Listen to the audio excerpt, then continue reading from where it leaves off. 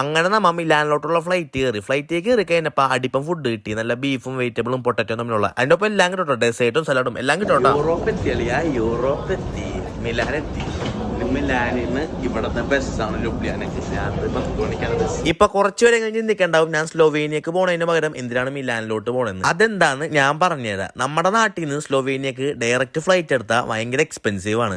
അതുകൊണ്ട് തന്നെ നമുക്ക് വേറെ ഏതെങ്കിലും ചീപ്പായിട്ടുള്ള കൺട്രി, എപ്പോഴും ഞാൻ വിയന്നയാണ് എടുക്കുന്നത്. ഇപ്പൊ മിലാൻ നോക്കിയപ്പോൾ നല്ല ചീപ്പാണ്, അതുകൊണ്ടാണ് മിലാൻ എടുത്തത്. നമ്മുടെ വിസ ഷെങ്കൻ ആയതുകൊണ്ടും ഏത് യൂറോപ്യൻ കൺട്രിയിലാണെങ്കിലും നമുക്ക് പോവാം. അതുകൊണ്ട് തന്നെ ഏറ്റവും ചീപ്പായിട്ട് ഇടുന്ന കൺട്രി പോയിട്ടാണ് നമ്മൾ പോണത്. ഏറ്റവും പൈസ നോക്കുള്ളൂ. അങ്ങനെ സ്ലോവേനിയ എത്തി മക്കളെ. സ്ലോവേനിയ എന്നെയും കാട്ടതേ ആദ്യത്തെ ബസ് സ്റ്റോപ്പിൽ ഇപ്പൊ ഉണ്ടായിരുന്നു. ഞങ്ങൾ ലഗേജ് കൊടുത്ത് നേരെ വീട്ടിലോട്ട്. ഇമ്പോർട്ടന്റ് ആയിട്ട് വേറൊരു കാര്യം ഞാൻ പറഞ്ഞുതരാം. നമ്മളിങ്ങനെ ട്രാവൽ ചെയ്യുമ്പോഴും എപ്പോഴും നമ്മുടെ അടുത്ത് കുറച്ച് യൂറോ ക്യാഷായിട്ട്, ലിക്വിഡ് ക്യാഷ് ആയിട്ട് ഇരിക്കുന്നത് എപ്പോഴും നല്ലതായിരിക്കും. കാരണം ഞാൻ വന്ന വഴി ഫ്ലിക്സിൽ ലഗേജ് ആഡ് ചെയ്യാൻ വേണ്ടി എന്നോട് അവർ പൈസ ചോദിച്ചു. എൻ്റെ അടുത്ത് ഉണ്ടായിരുന്നില്ല. ലാസ്റ്റ് എന്തൊക്കെയോ പറഞ്ഞ് ലുബ്ലിയാൻ എത്തിയപ്പോഴാണ് ഞാൻ കൊടുത്തത്. അപ്പൊ അത് ശ്രദ്ധിച്ചേക്കട്ടാ. അപ്പൊ ഓക്കെ, ബൈ ഫ്രാൻസ്.